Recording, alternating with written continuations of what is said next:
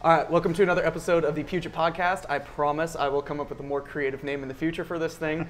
If you have listened to the show in the past, you probably noticed that there's a slightly different environment going on. I decided to pull us out of that stuffy conference room, and then I'd take any excuse to grab a beer with Matt Bach here, who is joining me this time. I lost it. For those who have listened in the past, you've been on the show before, but for those who forgot, if you could actually just introduce yourself again, but just a little more interesting this time. A little more interesting this time. Well, that's hard. Okay. Well, I'm Matt Bach, and I work in our labs department. I've been at Puget for a very long time. I think it's either 17 or 18 years, so almost since its start. And so I'm one of the senior guys in labs, and we spend our time working with both the hardware and like the software that our customers are using every day to try to figure out the right combination of things. Because some software likes certain kinds of hardwares, other types of software likes other kinds of hardware, and so our job is kind of to figure that out. Right. Yeah. And I think you talked about that a little bit the last time you were on, but what I'd like to do today to kind of start things off is I want to dive a little bit more into like the nitty gritty of that. Oh, I can do that. I'm sure you're not disappointed by that in any way, shape, or form. So what does that process actually look like for you? Instead of just like, hey, we test things and it's great, like what all is the work that goes into there's the publications that you guys create. What all goes into that? Because I feel like people see the end product, but they don't understand what it is what it took to actually get there. Yeah, and it's a lot. I mean, even just to start, we need to understand what actually matters to the people using those applications.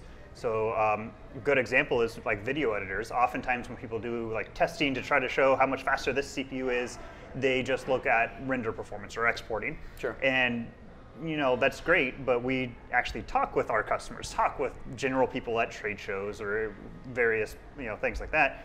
And that's where we learned that no, exporting is like, sometimes it's important, but it's like live playback is always most important. So I think a lot of it has to start with that. We have to actually understand what people are doing, because I mean, we're not photographers or video editors or engineers. Sure. So we need to actually have that understanding of what people are doing so that it's not a fake test. It's still going to be meaningful. Right. So that's the first step. Well, actually, just a second. Like, how do you draw that line? Because you have to gain enough knowledge of what the workflow looks like, but your end goal is not to become a video editor or a photographer. So, like, where do you draw that line of that level of understanding that you need to be able to go and create these benchmarks? Oh, that's a really hard one. The way I kind of feel, at least myself, is that I need to have a lot of the technical skills and technical understanding of like these applications. And so I've gotten that myself. I mean, obviously, like YouTube is a big thing, but also, I go to NAB or Adobe Max and just go to sessions just to hear like what are people's, issues that people are trying to work through. Right. And so I feel like I need to make sure I have those technical skills and that technical learning. I am never going to be the kind of creative enough or artistic enough to really do this stuff well. I feel you on that one. Yeah. So like you asked me to edit a podcast or something, I could technically do it. It's probably not going to end up nearly as well as someone who is really into it. So I think that's kind of the, at least for me, once I understand the technical side of things, I feel like I have enough of an understanding that I know what is a problem, I guess. Okay.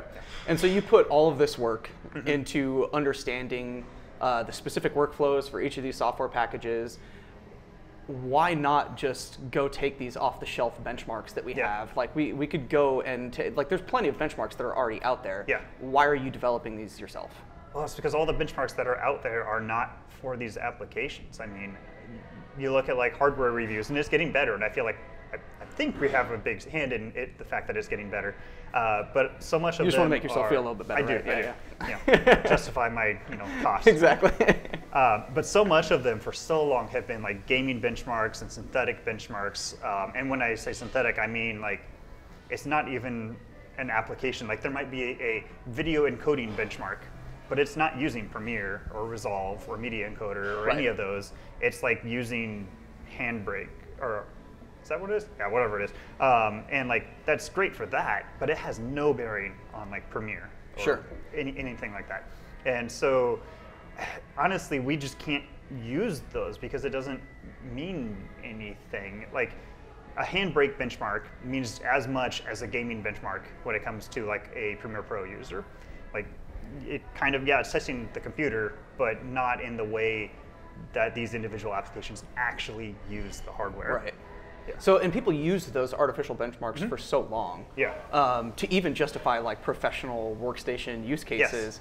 Now, why do you think that was? Was it just because that was all that was there? Is there a lack of understanding of how hardware and software kind of interacts? I think there's a lot of different things. Yeah, I think one of the things is that until fairly recently, maybe 5, 6, 7 years, computers were a lot more simple. Like CPUs had 1 or 2 cores. Like nothing used the GPU except to like display things on your screen. Yeah. And so it doesn't really matter what kind of a benchmark you were using because everything kind of did use the hardware the same.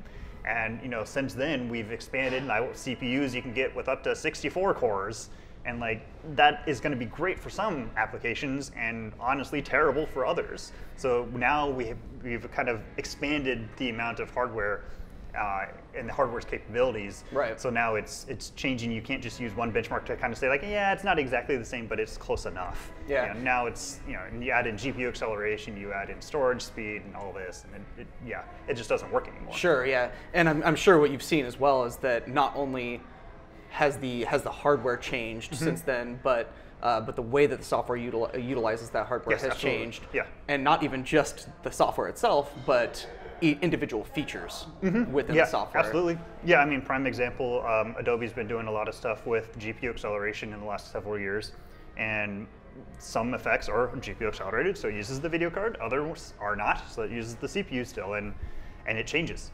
From version to version, they're constantly adding new things, or they're improving multi-core performance.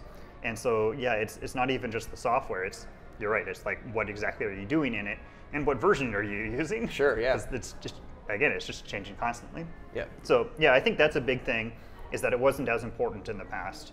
I think, reason why it's becoming more of an issue, I do think that that's the number one thing, honestly. It's just the fact that hardware has changed, and now people are starting to catch up and realize that, you can't just use this benchmark to kind of roughly explain away everything else. Yeah. So going back a little bit to how the different features within the software can utilize hardware differently. So how do you balance that with then looking at, when trying to create the benchmarks that you've created, you then somehow have to come out with some overall score. Like how does this CPU do or this GPU do for this software package? So how do you then come to this result of like, here's your score of 800 or whatever, How do you balance those things? Oh, that's something that's been really tough. I mean, because we've been working on developing benchmarks for quite a while. I mean, they started off as totally internal only. Now we're starting to make them more public and everything. So it's starting to become more important now that we get that kind of thing right. And honestly, a lot of it is kind of arbitrary, to be honest. An example is like our Premiere Pro, we have our scores weighted 50% live playback performance, 50% export performance. Sure. And you're constantly getting people saying like, oh, that's a terrible way to do it. You should weight live playback 80% of the score. And then in the comment right underneath that, oh, that's a terrible way you should do it. You should weight export 80% of the score. Always going to be making someone unhappy. Exactly. Yeah. So I think we just try to balance it as much as we can with like those singular results. And then anytime we get in and talk about the results, like in our articles, that's where we dive in deeper, because really there's so much like nuances you miss when you look at any sort of overall score. Even if you're just looking at like live playback, like our live playback score, oh yeah, that's what I care about. But even within that, like, well, what codecs are you using? Because something like Red is going to be totally different than ProRes. Yep.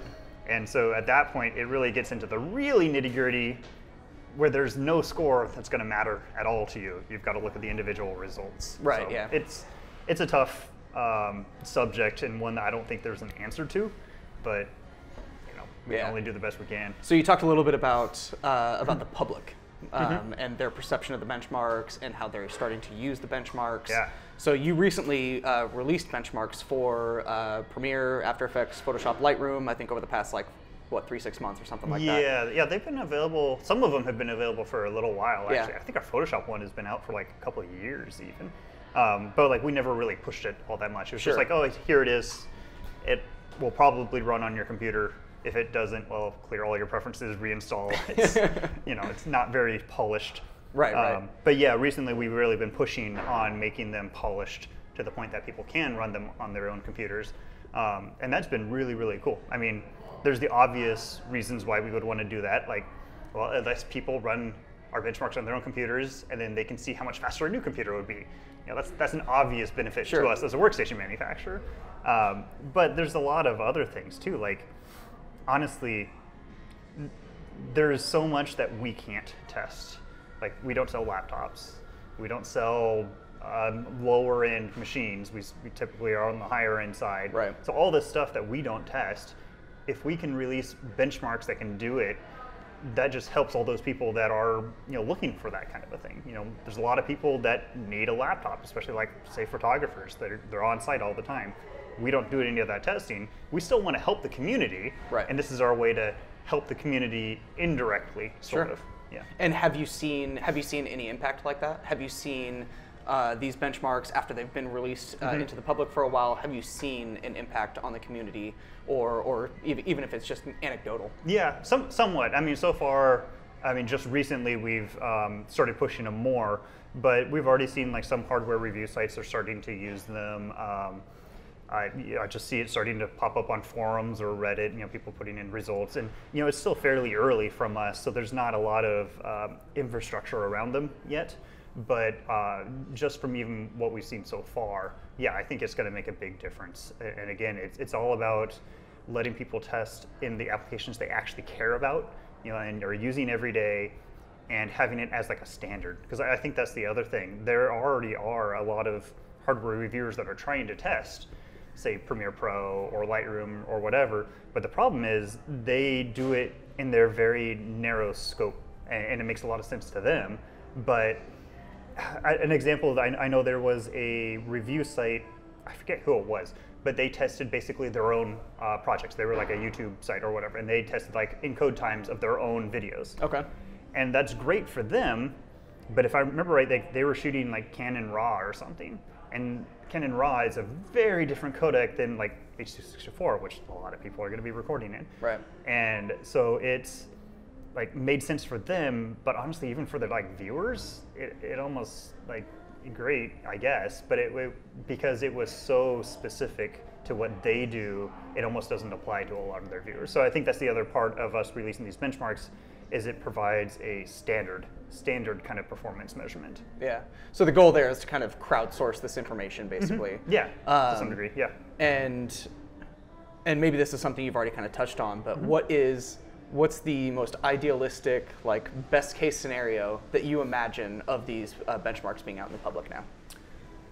Honestly, that a lot of people will use them, and that's the biggest thing. I mean, we've recently launched the commercial version of our benchmarks, which really just means that we're licensing it for people to use for commercial uses, like hardware reviews, workstation manufacturers, all that kind of jazz. And that includes like some automation. And the reason why we're doing that is, again, like you kind of said, crowdsourcing, because we don't test laptops, we don't test low-end machines, we don't test a lot of different stuff. Right. And that lets those reviewers now start to do that. And we're also building in soon into our free version even, like a way to upload results. And once we do that, then it's even more crowdsourced. These people with machines that are 5 years old that like we're never going to test, hardware reviewers are never going to test. Now there's results out there that people can look at and compare to and see what like an upgrade, if they wanted to upgrade their system from 4 years ago and like upgrade their CPU a couple of levels, like you're not going to find that in hardware reviews anywhere, but that might be in a database if we have this public that people can upload into a database. So you just teased a little bit that there's a commercial version. Yeah. What is that? Like, what is the difference between the free version and the commercial version? So the main reason we're releasing a commercial version is to kind of offset our costs, I suppose, is probably the most accurate way to say it. Sure. Because like people who are doing it, like running it at home and like just by themselves, like whatever, that doesn't cost us anything to put it out there, go for it. But once we start getting into, say, like hardware reviewers, that kind of, is technically a competitor to us, since most of our marketing is through our testing and our articles. As soon as we put those tools in the hands of hardware reviewers, we're giving them the same tools that we have. Right, and that was something I was going to ask earlier. Yeah. It's like, why would you give other people the ability to do your job? Yeah. From just a purely job security standpoint, Yeah. you know, it's like, here, everyone else, go do my job. Well, I mean, part of my job is to make these things and improve them. So Totally, that's totally, still there. But so part of the reason why we have a paid commercial version is so that we just offset some of those costs. The potential loss of traffic to our website because these bigger, huge review sites are now using our benchmarks, we have to offset that somehow. Right. There's also I mean, going back to the beginning here, we were talking about all the work that went into actually developing these benchmarks. It was a lot of work. And trying to get an application like Photoshop or Premiere or Lightroom or After Effects, these applications that are not made to be automated, to automate them for benchmarking is really hard. So yeah, that's a lot of cost there. So yeah, there's the covering the cost of any lost traffic. There's also the trying to offset the cost of if any of our workstation competitors started using our benchmarks to test the systems before they ship, because I mean that's what we do. I mean, our production department, they run most of our benchmarks before the system ships to Put make it sure through it real actually, world testing. Yeah, if you're buying a computer for Premiere Pro, we want to make sure it actually works in Premiere Pro. That's a weird idea. Yeah, no. And like no one else has that capability except for us. And now that we're giving that capability to those direct competitors to us, now we have to offset that cost somehow too.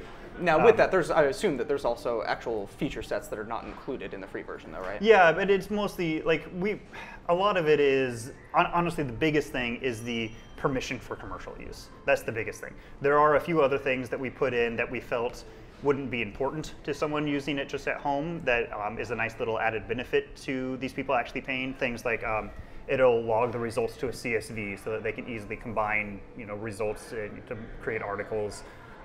It can be automated so that there is no need to click buttons. Like you just we have a little utility, you tell it to run and it just goes and it benchmarks and does everything. Sure.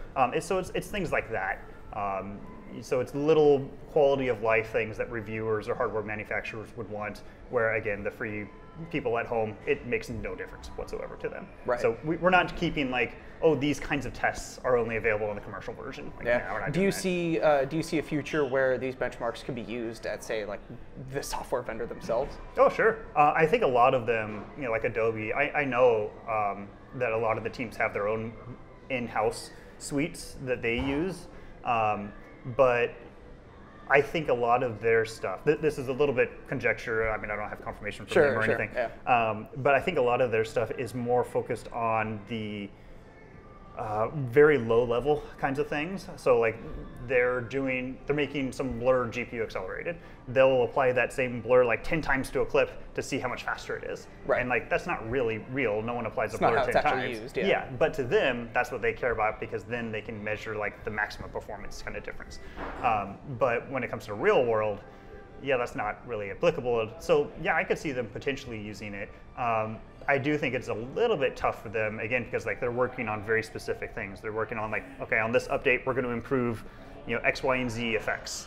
And if our benchmark doesn't test those, because there's literally, there's hundreds and thousands of effects in all of these applications, then it might not make sense for what they're doing. Yeah. But it's an overall kind of thing. Yeah, sure. Yeah. They possibly could. Do you have a kind of a long-term view of what you picture?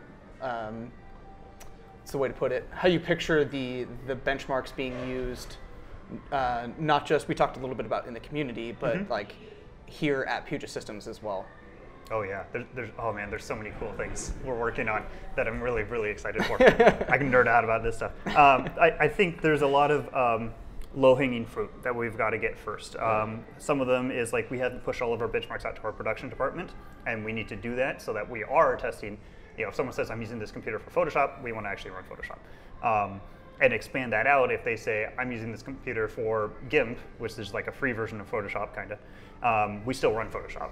So again, I think doing all of that kind of stuff we need to do. I touched briefly on the fact that we're going to be having a result browser at a certain point. You can upload results and then you can browse. And that I think is going to be really huge, because then we have an easier way for our customers or potential customers to run a benchmark.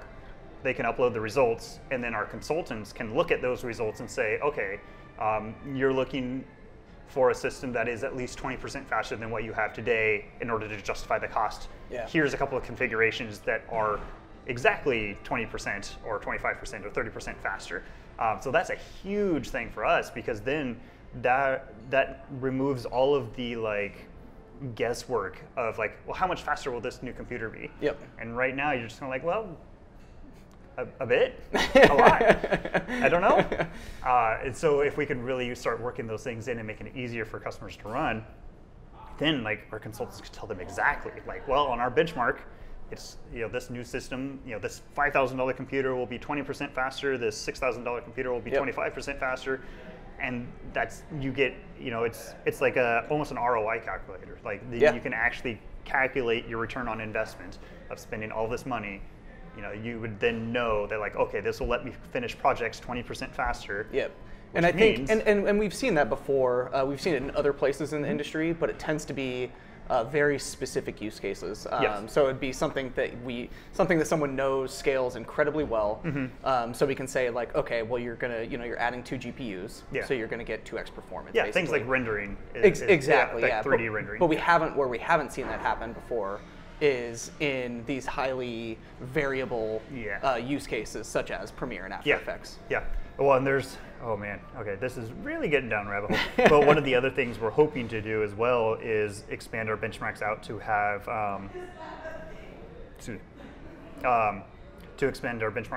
like custom modes. So we have like our test projects that we benchmark, and they're very fixed. Like you don't change anything, they're fixed. But I mean, even as much as we try, like our Premiere Pro benchmark, I think we test something like 20 different codecs. And like, that's great, but what if this customer is using this 21st codec? This slightly different one. It's not gonna be perfect. So one of the things we're hoping to do is to make a custom mode where it's whatever project you have, it'll run it. Same stuff you could do manually. I mean, you could sit there with a stopwatch and time how long it takes to export. You can figure out the FPS playback, like in Premiere, by looking at the drop frames and then doing math. But this basically just does it on an automated level. Right. And once we do that, then what we can do is ask our customers to like send us that project. Okay, so that's what I was just about to say, because then it's not like, even if they were able to run their own custom project, it's not contextual. So you don't understand like, yes, cool, I got this number, but what does it mean? Yeah, knowing that, hey, this project I can play back, in the timeline at 20 FPS on average. Great. But yeah, what we can do then is ask the customers to send it in. We're working on automating a lot of our like our labs hardware fleet, so like all the test systems we have. And once we get that project from the customer, we can package it up into our own like custom benchmark, run it on all those systems, and then we can give them a report saying like, here's your performance, here's the performance of 3 different configurations that we would recommend. Now you know exactly how much faster a new computer will be with what you actually do every day, with whatever effects you had applied, whatever you want to do. And then we know exactly how much faster it is. It's a really, really cool idea, because I imagine that even just outside of the computer hardware space, that it's not too often where you're able to look at a purchase, especially a $5,000, $10,000 purchase, and calculate the exact ROI on it. Like I guess when you buy a car, you know how much faster it could possibly go, but like, okay. Even then, you can't really calculate the ROI on that, Yeah, well, and even like if you wanted to do like miles per gallon, like gas efficiency, there's so many like, well, freeway and versus city and all that. It's still tough. You love your car analogies, yeah. I do love them. I think they're the easiest things to use when we talk about computers. But yeah, so I'm really, really, really excited about that. We have a lot of work we need to do before we get to that point, but that's one of the top things on my radar right now. Is because once we do that, like I would hope, it probably isn't going to be possible, but I would hope that like almost every single one of our customers, before they buy a system, they send us a little project. They would be able to run that. Yeah, they run it on their own computer. They send it to us. We push it out to like our fleet of sample hardware configurations. It returns like a report, and you just get a like. They could even have this little deliverable at the end of this this breakdown. Yeah, and if they need to take it to like their purchasing department or upper level management or whatever to be able to justify the cost, because I think that's a big thing oftentimes is like, this editor or photographer or whoever who's actually on the front lines doing this work, they might be on a super old crappy computer, and it's really hard to convince purchasing. Oh yeah, there's kids, hey, go get this MacBook. Yeah, and it's really hard to convince them, like, yeah, you should spend $5,000. And they're like, well, but you're doing the job. Yeah. You don't need it. But if they can come back to them and say, like, okay, this new $5,000 computer will be twice as fast as my current computer, which means I can complete my jobs in, I don't know, 25% faster time, then it becomes like, okay, well, it has a ROI, like it's a return on investment in 6 months. We make this back, exactly. Yeah, exactly. So then it's like, it just becomes so much more ammunition that they can use. Yeah. So we're gonna go way back here for a second. Yeah. So I think we might have talked about this in the very first episode, but how did this even start for you to be starting to build these benchmarks out? Oh, that's a long ways back. I don't even know how far back. It started off when we first started our labs department, and it started off as actually like almost more hardware review, as like you would imagine. Like, hey, we are interested in this case, so let's review it, put up a bunch of pictures, and post an article about review of this case. Right. And we quickly realized that, like, oh, there's no real like value add to that. There's a bunch of other hardware review sites. Everyone's doing it. Yeah. Well, and there's some really great people doing it, like Tom's Hardware and Antec, and all these other guys. Like, they do a terrific job, and we're just like doing it worse than so like why? So that's when we started switching over to, well, what are they not doing? And we realized that, like, well, they're not actually really testing these things that our customers are doing every day. Like, yes, they have gaming benchmarks, they have synthetic benchmarks, Right, yeah. but they're not actually testing our customer base. Because, I mean, to be honest, like, our customers, it's a fairly small market in terms of just like the overall population. The number of people that are out there, how many are video editors? Yeah. Not really that many. And I think that's one of the reasons why a lot of these hardware sites have not been able to focus on that in the past, is because, I mean, they're going for the masses. They make their money with ad clicks and things like that. Versus us, we make our money by selling workstations. So it's fine that it's a small market. Right. So that's kind of where it started, is we saw that need, so let's answer that need. And I think it's expanded quite a bit since then. Like, at the start, it was all about our customers. And now we've expanded it out where it's like, well, okay, you're not our customer, you're not a potential customer, but we still want to help the community. Yeah. The more we can help the community, the more it does lift up our customers, and it just makes everything better. Yeah. And some of it is like, far-reaching, like, yeah, we'll help people who are students, because we know in 5-10 years they're going to be, much higher up in their organizations, and if we've made them into a friend, yeah, and they're higher potential of a customer. So there's the cold side of it, that too. Sure. I mean, I think that, I've only been at Puget for 5-6 years now, which I guess I shouldn't say only. It's been a while. That's quite a while. Been a little bit, yeah. But it does feel like there's always been this element of identifying a need and helping the community. Because even beyond just the benchmarks, like where that was then taken was the recommended systems program, where we optimized the hardware for different software, or optimized the hardware configurations for different software packages, and that's all on the website. Yeah, and so I feel like people could absolutely just they could walk up, they could take that information, boom, right over to a competitor. I mean, or even our competitors are doing that. Sure, a lot totally, of them yeah, already have kind of copied the whole like software first approach, I feel like. Yeah. And I don't know how much of that is copy versus they came up with it on their own because they saw the same need we did. Well, I think it's just the change in company culture almost over time, where companies are kind of understanding that user experience is the best thing that you can do, and so that's providing software first, like thinking about what they're doing first, I think is what is propelling those companies that direction. Yeah, I mean, this is really getting down Rebel. I think the other thing too is also that computers are starting to become more of a commodity for most people out there. You don't need a $5,000 or $10,000 computer to play video games at home. You can do that. I mean, a lot of people just do that on their phone. Right, do that on a laptop. And like some of the best games out there, you can run on a laptop. Yeah. You don't need that much. So I also feel like a lot of these companies are starting to realize that, hey, there's no real future in selling $500 PCs, except in very specific, like they have to really be focused on margins if they want to do that. But if they want to provide a good experience and just a complete experience, I should say, not just good, then they have to start attacking those higher end markets, just like we do, and how we've pretty much always done.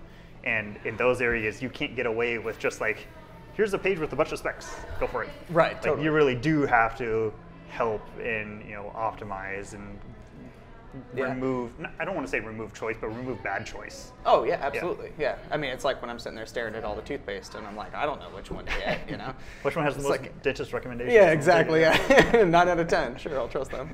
But no, so like to be just a little bit more specific, how did you? Oh, how did I? How did you end up getting involved so heavily in all the benchmarks? Oh man, I think it was just kind of, that's just where it started. I was kind of proximity. You were just close to it. Well, I think I was at that time when Labs made the transition from general hardware review stuff and qualifications to like this software application workstation act. You just happened to be the person sitting in that chair? Yeah, I mean at that point I was Labs. Yeah. So like I kind of had to. I do also think that I've been at Puget forever. Yeah. So at this point, I have been able to slowly tweak what I do to be what I'm interested in. So it's just kind of gone this direction, a little bit more towards, it's actually a lot of programming, trying to get like plugins developed that'll actually benchmark these applications and stuff, which I find that side really interesting myself. And then, yeah, just like what are people actually doing and try to tie that in. Yeah. It's like trying to tie in synthetic with real, like, I don't know if that's the right way to say it, but trying to make a benchmark that is real is really interesting to me. Yeah, and I have to imagine that there's something rewarding about doing something that you can kind of look around and say, hey, no one else is really doing this. Yeah, oh yeah, that's always, well, and now even starting to look around and seeing like, hey, people are using this. Yeah. Ooh, that's cool. Like, it's just like if you sell stock photography, actually like seeing it show up on like a commercial, it's like, oh, that's cool. Yeah. I shot that. So to me, it's some of that too. Just like, yeah, seeing it actually happen and making an impact. It's great to see like someone post something on Reddit or something like asking like, hey, I was thinking about buying this, and someone responds with, well, here's this article that says no. Oh, using one of your articles. Yeah, that happens all the time. It's like, no, that's wrong. Don't buy that. Buy this. And that's really great to see. Yeah. To be able to see that you're having not just an impact on people's work, but taking a step back and realizing that's actually having an impact on people's lives. Like now that they can render this out this much faster, like that's more time that they can spend with their family. Well, and they didn't even know that they were missing out on that before. I mean, that's the cool thing about us actually doing all this work now is they actually know that they're getting the right thing versus like, well, I wonder if I should have bought that dual Xeon. It's like, no, you shouldn't have. For the next 2 years, you're kicking yourself like, I don't know if I actually bought that. I should have spent that extra $5,000. Like, no, you shouldn't have. Yeah. And like being able to just like take that load off. But you're exactly right what you said, like being able to spend more time with your family because you're not waiting on work. Like, yeah, that's huge because at the end of the day, like work is work. And this is starting to get into like personal philosophy. Oh, yeah. But like work is important. See, now you're talking about what interests me. Yeah. But like work is important, and to a lot of people, like work is also their hobby. So like that's a little bit different. Like even to me, like a lot of the work I do is kind of a hobby, even sort of. Like it's really interesting to me, so I like it. Yeah. But a lot of time, yeah, work is work, but you should also be able to like spend time with your family, have time off, go travel, go do whatever you want to do, play video games all day, and not be limited by your work. Yeah, and I think that's really the heart of it right there. I think that we and like the industry will tend to get really caught up in like saying 2 times faster, 4 times faster, but really at the end of the day, it's all about like what does that mean for not just your work, but for your life itself. I mean, any editor has had those really late. You're working overnight rush jobs and like. Oh, you tell me they don't want to stay up until 3 a.m. to get the video released the next day, Yeah, I'm sure they love getting that like client request, change request at 11 at night, when they're supposed to deliver it, exactly, 7 a.m. Yeah, and like, being able to turn that around. One thing? Exactly. And like, yeah, sure, changing the font is not that hard, but then you have to render the whole video. Yeah. Gross. All right, well, we should probably wrap it up at this point. Sure. But thank you for joining me again. Absolutely. And to the audience, like, definitely let us know if you liked the new format here. Well, hopefully we're not getting too much noise. But we love more feedback, so thanks for listening.